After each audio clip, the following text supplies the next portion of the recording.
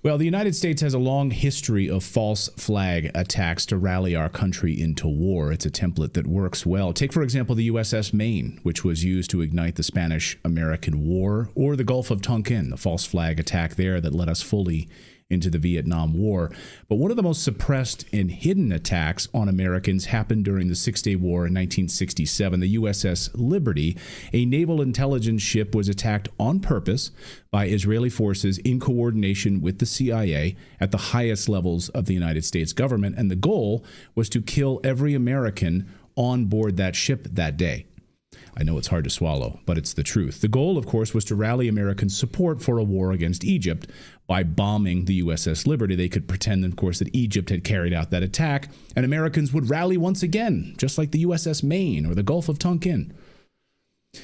It was an evil and brilliant strategy. There was just one big problem with this attack. Israel didn't kill every American that day. They failed in their attack. Americans, of course, don't give up. One of those Americans that survived on board the ship that day is Phil Turney.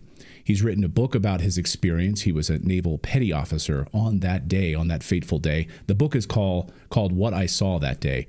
And Phil joins us today here in the studio. Phil, great to see you. It's an honor. Great to see you. Thank you, Clayton, for having me on. I certainly appreciate it.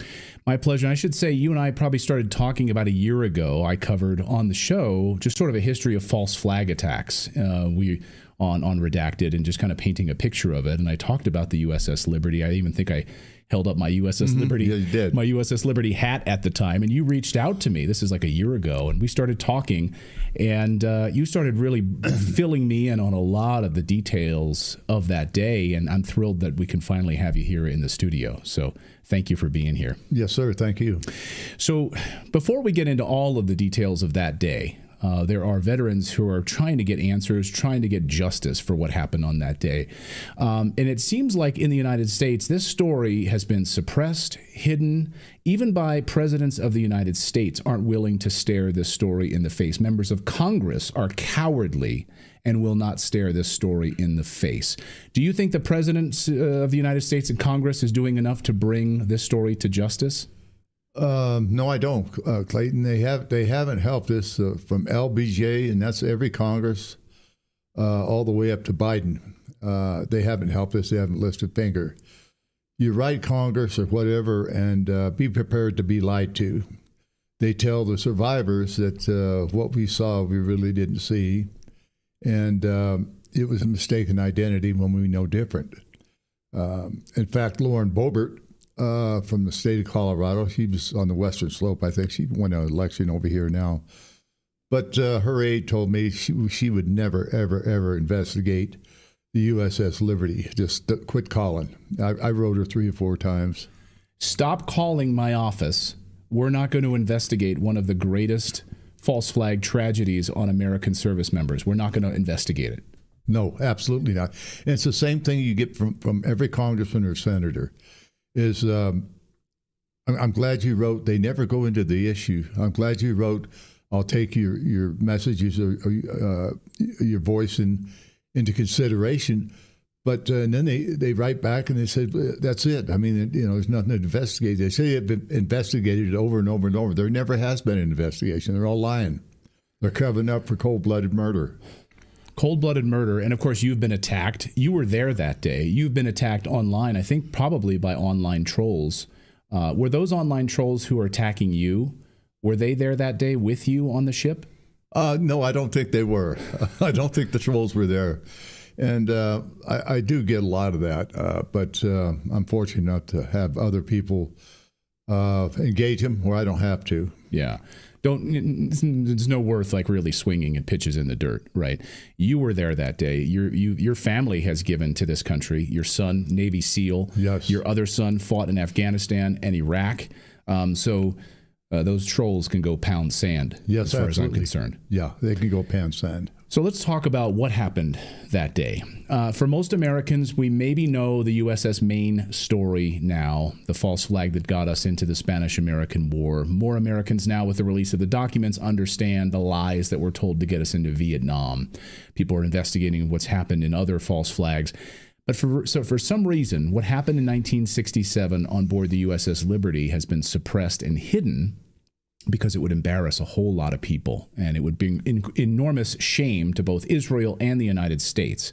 So can you take us through what happened on that day when you were on board the USS Liberty? Yes, we got on station.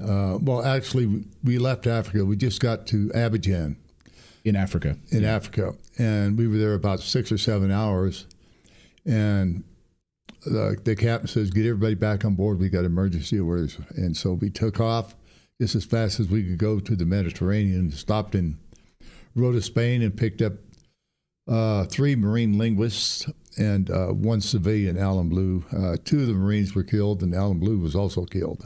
Can we go back to your captain saying we have an emergency? Because I think this is an important part of the story, to my understanding of it, and you can educate all of us on this, that your captain at the time, to give this emergency order was unprecedented, right? You guys had not traveled at that speed, to my understanding, right? This was an uncharacteristic, we need to get out of here and we need to get to the Mediterranean as fast as humanly possible. Absolutely. In fact, George Golden, my division officer, Lieutenant Golden, he took the governors off the main engine, and that old World War II ship, it was an old World War II Victory hull ship. They called them one-wayers. And it was converted into a spy ship. But the ship was just shaking. We were going as fast as we could to get into the Mediterranean. And did your captain know what the emergency was? I don't think he did. I don't think any of us did until we got a little bit closer. And we were the most sophisticated spy ship in the world, and we couldn't figure out what was going on until a few days later. So until after the attack happened? No, well, we knew we were going into a war zone during the 6-day war. But you didn't know why you were there. And it was an odd place. So you arrive in the Mediterranean Sea, but to my understanding from your story, it seemed like where you were positioned, the captain didn't want to be in that position. It was almost as if you were there as a sitting duck. Am I right or wrong about that? No, you're absolutely right. The captain requested a destroyer escort because we were all alone. We was a auxiliary ship. We didn't have any way to defend ourselves. We had 450 caliber machine guns, and that's it. That's for repel boarders if you're in port or whatever. Somebody tries to get on the ship. But we were absolutely alone, denied twice, not once but twice by our own government. You're fine. You got the American flag flying. Don't worry about it. And we didn't. We thought everything was fine. We get on station on the 7th, and the Israeli aircraft began reconnaissance planes sending over, taking pictures of our ship. Israeli aircraft started flying over that morning and taking pictures, or in the day before the attack? Yes, on the 7th, and it resumed again on the 8th. So these aircraft were flying back and forth, taking reconnaissance photos of the USS Liberty, so they knew that this was an American ship. In fact, you were flying colors, right? American flag. They knew it was an American ship. Did you confirm that they knew this was an American ship? Yes, they confirmed that they knew we were American and friendly. We were plotted on their war table as American. They identified us American. The airplanes would come so low to us, we could see the pilots, and we'd wave at them, and they'd wave at us. And they'd dip their wings like everything was just fine. But we didn't know that Israel was going to attack us. We figured if anybody was going to get us, it would be the Arabs. So you thought it would be the Egyptian Air Force. How sophisticated was the Egyptian Air Force at that time? Well, at that time, they weren't very sophisticated because Israel took them out. They wiped them out. There was no Air Force. But we didn't know that. So this is an important part of the story, right? That Egypt's Air Force is essentially destroyed. Yes. And according to the numbers that I've seen, over 80% of their Air Force was wiped out by Israel ahead of your arrival, or in the days right around that time. So there was no sophisticated Air Force to be running reconnaissance missions out over you. Did you see any Egyptian aircraft at all that morning? No. Not one? Never saw any kind of Egyptian planes or boats or anything. It was the only people we saw was Israel, and we were happy they were there because they were our friends, we thought.